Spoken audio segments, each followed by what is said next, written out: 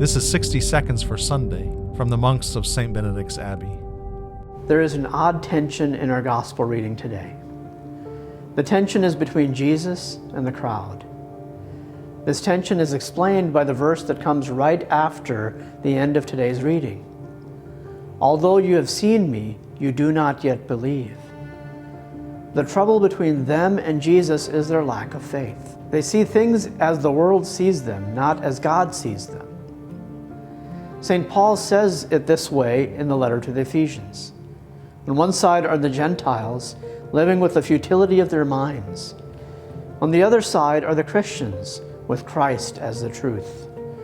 We must leave behind the former and embrace the latter. Put aside your former way of life and be renewed, marked by righteousness and truth. But instead the crowd asks Jesus, "Rabbi, when did you get here? What can we do to accomplish the works of God? What sign can you do that we may see and believe in you?" And they even dare to ask him, "What can you do?" And finally, the last thing the crowd says to Jesus is, "Sir, give us this bread always." They simply do not believe. They ask for a sign, and Jesus had just fed the 5,000. And don't forget that he had just walked across the lake, although they didn't know that. No wonder Jesus is exasperated. They are speaking as the world does, not as faithful people do. They hoped that Jesus would supply them with something to eat, as he did earlier when he fed the 5,000.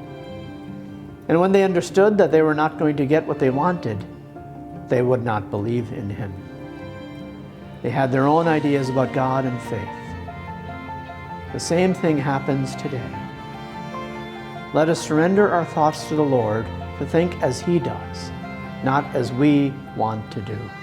For more from St. Benedict's Abbey in Atchison, Kansas, see our website, kansasmonks.org.